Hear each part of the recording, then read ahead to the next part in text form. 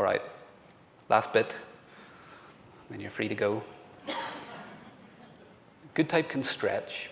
So I'm not talking about the letter shapes. I'm not talking about the design of the font at all here.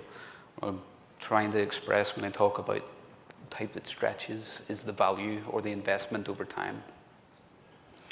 Just like being able to see the detail in type and be able to reason through it and explain that to your client, I do believe it's the role of designers to understand longer-term impacts of the type that we choose to buy or that we place in a brand and so on. We need to be careful that our font choices don't paint ourselves and our clients into a corner, right?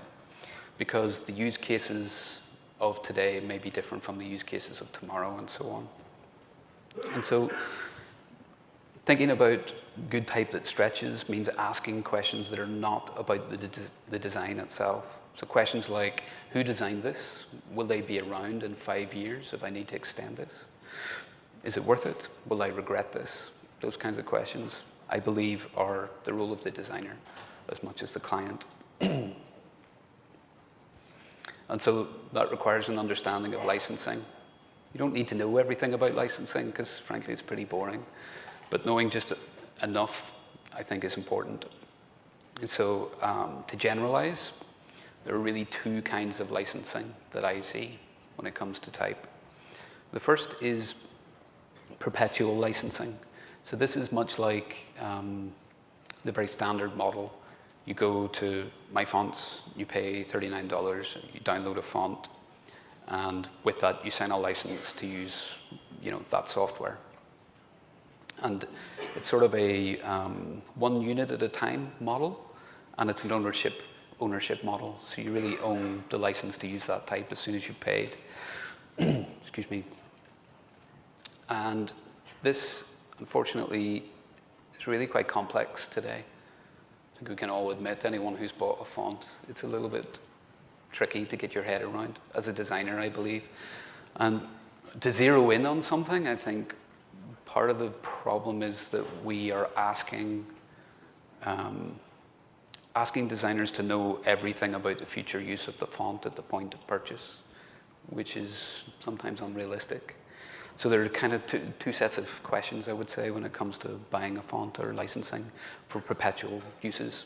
So first is the use case. Is it for desktop, web, app, ebook, iPub, etc.?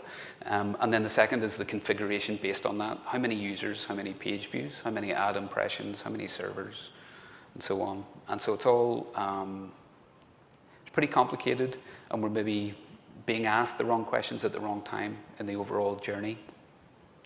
The My Fonts team, and I don't mean to pick on them, they're thinking about this, and they're experimenting with some other license types for perpetual.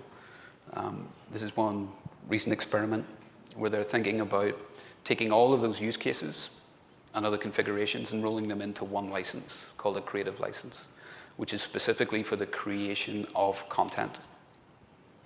Right? So you can create content for ebooks, apps, websites, and so on. You can prototype apps with this one license. But when it comes to distributing that, that's a different license type.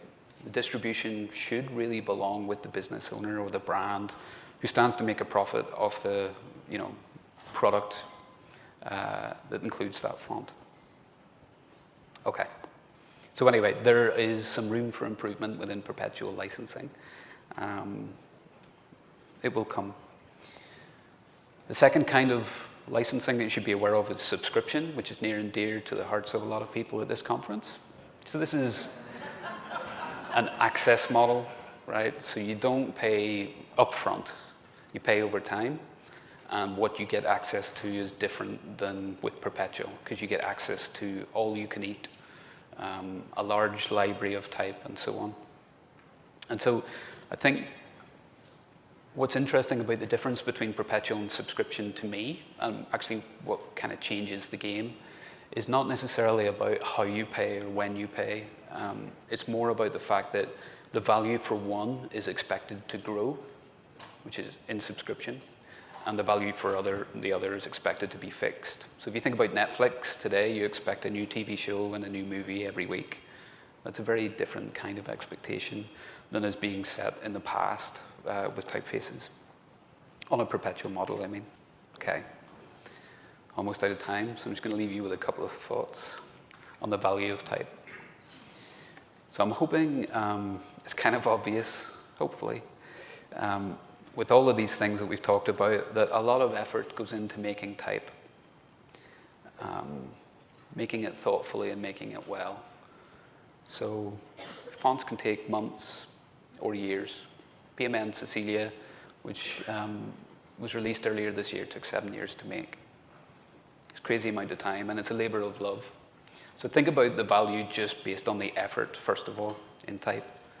There's a lot that goes into that. Then the value from a branding perspective. We looked at the very start of this discussion about how many consumers expect to have a high quality, consistent experience with every touch of a brand. Well, in this brand, type makes up half of it. So what's the value there? And then as designers, think about how much time you've spent with one font in your life. You've probably spent years, maybe some of us have spent decades, getting familiar with just one typeface. You can probably think of a couple already. That relationship is valuable. It also speaks to, I think, partially what I think is different about type. Type is normally lumped into a category of creative digital things, but I think it's different. And the way I think of it, at least, is if you think about Netflix, right? A TV show on Netflix is very valuable the first time you watch it. It's kind of valuable the second time you watch it. If you get to the third watch, there might be something wrong with you. Movies, it's kind of similar. Think about stock photography. Photography is really important visual component, of some brands. It makes up a lot of the voice, it carries a lot. With stock images in particular, I think that with repetition, again, not so much as a TV show, but the value starts to reduce over time. For me, type is different. I think type gets better over time, I would say that.